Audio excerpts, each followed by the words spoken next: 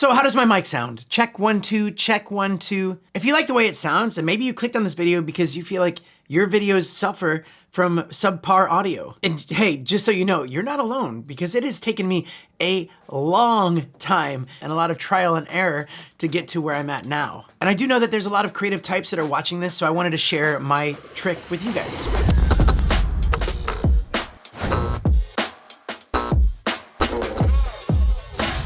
Welcome to the channel. My name is Danny Black. If you are new here and you like what you see, make sure you click that subscribe button, help this channel grow. We're gonna get straight into this, so I'm not gonna waste any of your time. Let me just show you my exact setup right now, and then I'll tell you why I do it, and then also some cheaper alternatives that sound similar. And every little piece of gear that I'm talking about will be down in the description, laid out easily so you could see it, so check that out down there. Right now, as you can see, I am using the Rode Video Mic Pro Plus, which is a great microphone. And like I said earlier, I will show some cheaper alternatives as well, because it's not the cheapest mic. And you will notice that it is above my head right here and not like above the camera back here.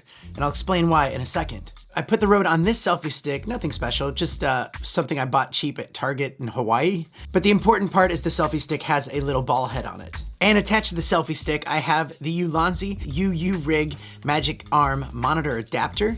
And attached to that, I have a small rig super clamp.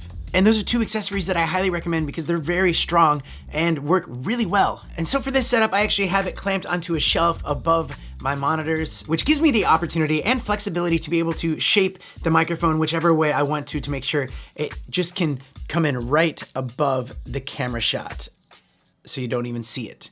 All right, so the next trick to this is that you could actually use a long 1/8" cable to connect to your camera, but this is where I like to utilize the wireless technology. And for this, I use the Rode Wireless Go. Now, I do have a lot of other wireless microphone options. The reason I like the Rode Wireless Go is because I can see the audio monitor levels. That way I feel confident that it's actually going through. But like I said, we will test out some cheaper alternatives to see how well they work. And one of the main reasons I love having the wireless setup is that I can actually hook this on anywhere in my studio. I can hook it onto my fan up above, and I also do have a heavier duty monopod selfie stick with a heavier duty Manfrotto ball head. That way, if I'm ever out on a shoot somewhere else, I can actually have this extended out. I can have somebody hold it up. It's almost like a professional setup right there, isn't it? All right, so before we do the testing, let me just tell you the why. Because you're probably thinking, why wouldn't I just put it above the camera like everyone else? Or why don't I just put it on the desk and face up? This is something that I've been playing with for a while on this channel. Some videos I was actually just using the SM7B as my audio source. But for some reason, when the microphone's just sitting on top of my camera, it doesn't pick up the audio as clearly as it does when it's really close to my mouth like that. And a lot of times, depending on what's behind the camera, I could be getting some echo, and this actually helps stop that. And the reason I don't put it down on the desk and face up is because, well, when I talk to the camera, I'm kind of more projecting upwards, but also on the majority of my shots, my head will be on the top third of the video so that you don't see the thing above it, but you'll see everything below it. But I just love the flexibility of this. It makes it so much easier, and it's also a little bit less distracting. I don't have to worry about bumping it. It's a really convoluted and kind of jerry-rigged system, but I like it a lot. But you know what? This is pretty expensive because we have the Rode Video Mic Pro Plus, which costs just under $300 US. And the Rode Wireless Go comes in just under $200. So let's just try this $30 Siren microphone I got from Ulanzi. That's it right there, right? Check 1 2, check 1 2. Yeah, this is the $30 microphone from Siren. And it also comes with a sound muff and a dead cat. Whoa. So if you're outside and there's some wind happening, you can just pop this bad boy on there and it will stop that. So there we go, check 1 2 3. Now, this is $30, the Wireless Go is $200. That's a little bit better, but let's plug this into the wireless system from Lensgo and see how that goes. All right, so this is with the Siren and the Lensgo wireless system. In case you don't believe me, here it is. It's plugged into the, yeah, check 1 2, check 1 2. There we go. So that Lensgo system is $70 and the microphone is $30. So that's a $100 setup versus a $500 setup. Does it make $400 worth of difference? Let me know in the comments. Let me know what you think sounds the best. Now, because you know the Lensgo actually has a built-in microphone on it, let's just take this $30 one off and see how it sounds just by itself. All right, so now I'm actually just using the Lensgo as the microphone. In case you don't believe me, let's go zoom out. Yeah, it's right here. Check 1 2 3. Yeah.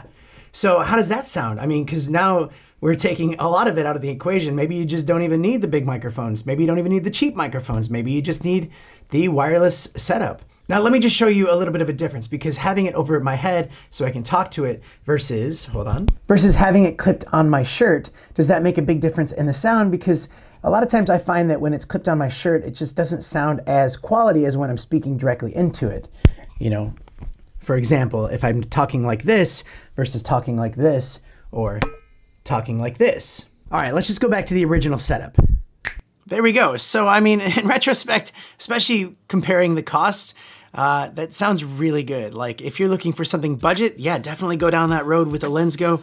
So if you're doing something more professional, more commercial, I definitely recommend spending the extra bucks, because then, you know, you can just bill them a little bit more money too. But there we go. Now you know my dirty little secret. It actually took me a little while to get to this point, but I'm very happy with this setup, and I just want to let you guys know. So hopefully I helped you out. If I did, make sure you click that little thumbs up button and share this out if you know somebody that might be looking for better ways to do their audio. And if you'd like more of this kind of stuff, make sure you check out my memberships. Twice a month I'm doing live streams where I do either Q&A or even show you tips and tricks. You can ask questions like, how did I edit this? How did I do that?